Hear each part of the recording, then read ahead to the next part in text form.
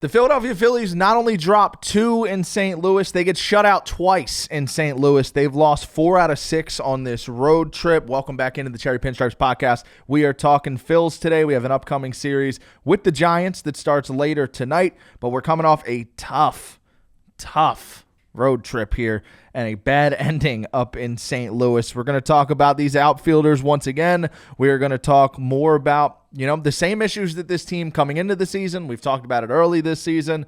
This bullpen seems hit or miss. The outfield, you're getting like no production at this point outside of Nick Castellanos. And then last but not least, this team hitting left-handed pitching, particularly left-handed starting pitching, has just been horrendous. I've said this a million times on the podcast. This team got eliminated from the playoffs last year in that Mets series, and we've seen Sean Manaea and Dave Peterson completely dominate that series. That struggle against the left-handed starters has rolled into this season. You get completely just shut down by Matt Liberator in that St. Louis series. We've seen them get shut down by multiple lefties to start the season this year. I mean, Max Kepler, Brandon Marsh, we're going to get more in detail on them in the outfield as a whole, but they're never really going to give you a whole lot against lefties. Bryce Harper, who is as good as he is, there's going to be a little bit of a difference there. Right now, he's got a 603 OPS lefty-lefty. Schwarber's hit lefties well.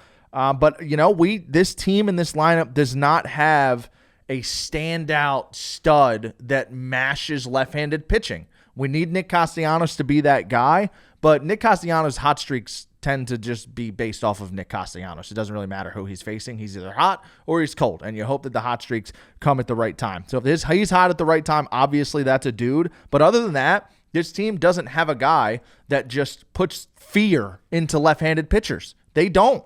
It's a huge hole on this team. And as much as I like Max Kepler, he's only batting 200 right now. That was my concern when we signed him, is that it just doesn't hit the hole, like an obvious hole that this team has. And I don't know if the core of this team is going to get particularly any better about this.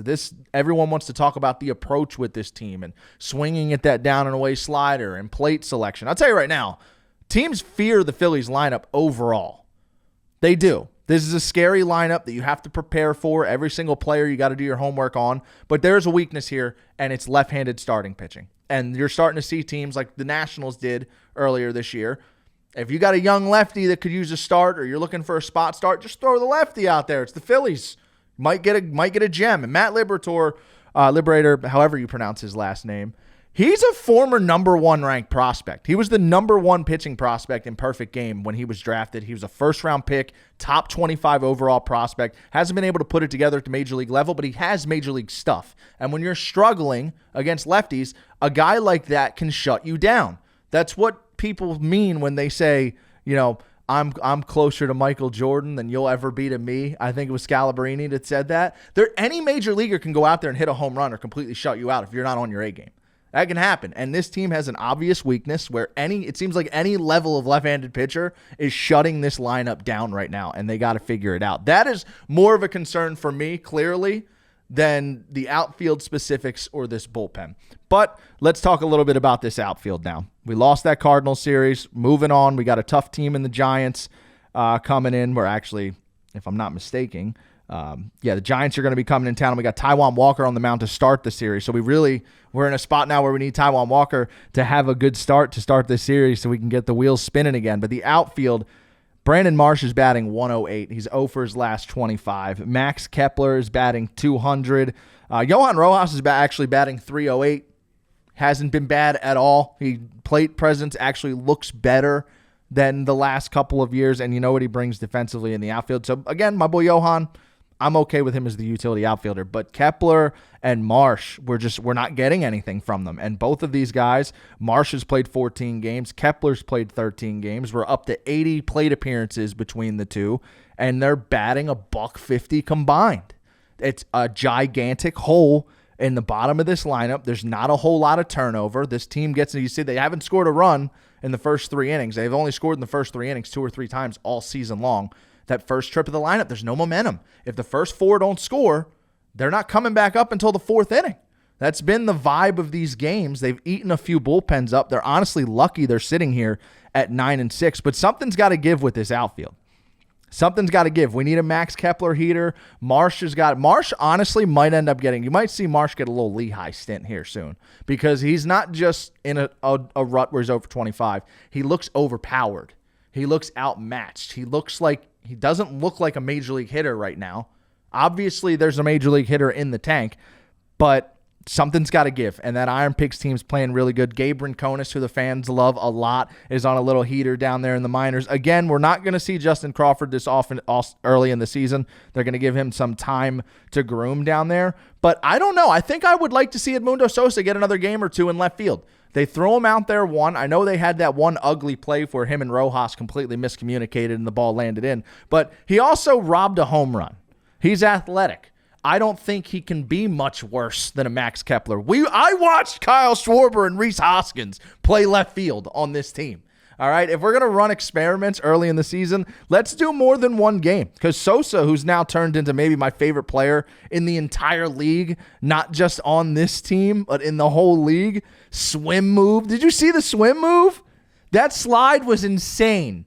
He does everything. He's robbing homers. He's doing swim moves. He's got a good glove on the infield. He's got a 1,057 OPS right now.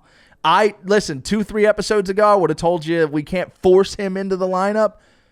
But when dudes are batting 108, now we can start having conversations because we can plug him in to the I feel like it can't be that bad.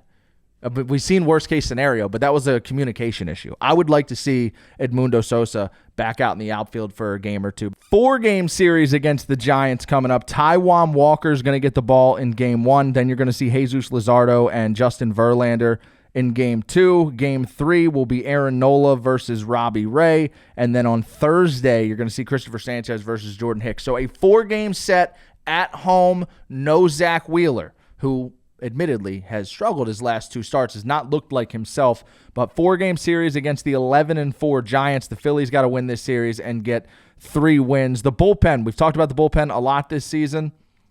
Same guys have looked good. Jose Alvarado, again, coming out, he's looked good. He had a good appearance against the Cardinals in the one game that the Phillies won. Jordan Romano's last few appearances, velo is up. So I'm still in a good spot with the bullpen.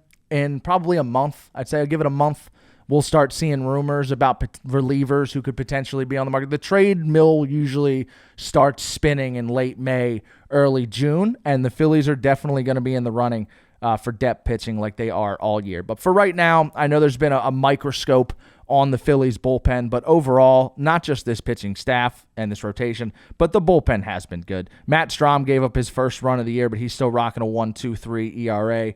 Orion Kerkering's at a 1.69. Tanner Banks is at a 1.50. Jose Alvarado's at a 1.23. 3 saves now on the season. So I'm okay with the bullpen. I'm happy with the bullpen. Luzardo, Sanchez has looked good. The staffs look good. But this outfield and hitting lefties, it's a big concern. Because it's not just something that's going to, we're going to have little issues here and there throughout the season. You will get eliminated from the playoffs with these issues. We've seen it last year. It'll happen again. There's a lot of good left-handed pitching out there, and when you get into those playoff scenarios and guys are willing to go an extra inning or guys are willing to pitch on short rest, you're going to see your worst matchup in the biggest games. And right now, the Phillies' worst matchups are eating them alive. They're getting eaten alive, and it dates back to last year. We talk about the Marsh and Bohm struggles. The fan base has been all over them. Their struggles have gone, they date all the way back to June of 2024. Alec Boehm didn't have the greatest end of last season. He had a bad postseason. Brandon Marsh's slump goes all the way back to June of last year. These are extended slumps now. This is an extended bad look for this team. A World Series contender with a gigantic issue within this team. I'm going to struggle with this because I don't know what they can do. They need to add a right-handed bat or just a bat in general that takes care of left-handed pitching. And maybe someone comes up through the pipeline. I don't know. But right now, it's very concerning. It's very concerning. JD Martinez, still unemployed. I don't know how you fit him into the lineup because you got the DH situation with Schwarber. But, I'm willing to do anything right now. Every single time I look at the matchup for that night, and there's a left-handed starter on the mound, I'm concerned. I picked Matt Liberator up in my fantasy league on Sunday. I plugged him into my lineup. It doesn't matter how good or bad the guy is. If it's a lefty, he's getting 5 against this team right now, and it's probably 2 or less. I don't know, man. The good news is the Giants are about to feed them a bunch of righties. You're going to see Robbie Ray, but Robbie Ray's been up and down. We'll see what he's got. But you're going to see 3 righties in this series. You're going to see guys like Justin Verlander, who most of this lineup has seen a million times. Maybe you can jump on him. But this is a big bounce-back series for the Phils because I know it's early in the season, but this fan base is starting to get antsy already. We knew it was going to be an antsy fan base coming into the year with the way things ended and the way the last few years have gone down. This team just hasn't quite been able to get over the bump. But you got a 7-game homestand here. Starts with 4 games against the Giants. You get to kick off that Marlins series this weekend with your ace, Zach Wheeler, on the mound. Jackie Robinson Day on Tuesday. Also, it's Dollar Dog. I'm sorry. They don't do that anymore. I almost said Dollar Dog night. They don't do that anymore. Your first buy one, get one Frank's night is tonight at the ballpark. So those of you going to the ballpark, you can get your buy one, get one hot dogs, 6:45 start time tonight. That drives me nuts. I'm so mad I just accidentally ran into that because that's something I didn't talk about much last year. But man, Dollar Dog Night used to be like that's it, dude. And they tried to blame us because there was that one night all the fans threw all the hot dogs. You remember the hot dogs were thrown? They didn't throw them on the field. They were throwing them at each other. One night. That was an excuse. They were like, "Oh, we're running with that. We're gonna charge $6.50 for our dogs, and it's gonna be buy one get one." Technically, we tripled the price on our Dollar Dog Night. I see what you're doing. It's insane. But you got your buy one get one hot dog night. You got Jackie Robinson Day. I believe this weekend there's Nick Castellanos giveaway as well, and then you have your Fanatic birthday coming up on Sunday, which is always a good time at the ballpark. Phillies ballpark. I've said it a million times. Very family friendly. I know the city isn't known as a family friendly environment. As long as you're not at a playoff game, as long as you're not at an Eagles-Cowboys game, it's actually a very family-friendly environment. Citizens Bank Park in particular, if you've never been there, all of center field and right field is completely made out for kids. There's a wiffle ball field, rock climbing, everything's all decked out in Fanatic stuff. Everyone's walking around with their strollers. You can bring food into the ballpark. It's just like it's a really good environment, and the Fanatic's birthday early in the year every year. This year on the 20th of April is a great time to get the kids down to the ballpark. But that's going to wrap it up for us here today. Not a whole lot of good to talk about with this team right now. They've lost 4 out of 6 on the road, but they get to come back home for a 7-game series, and it's a test. A good Giants team that's coming in here, playing some good baseball. So make sure you guys are subscribed on YouTube. Check us out on Spotify. We will jump back in the booth at some point. We have Warehouse this week. We have Warehouse Thursday and Friday this week. So we'll see if we can get into the booth on Thursday night or sometime Friday. If not, we'll see you back here again on Monday of next week before the Phils take on the Mets in Queens. But I will try and get back on the mic. So we'll see you guys in the next one. Go Phils. They're going to win this series. The bounce back is coming.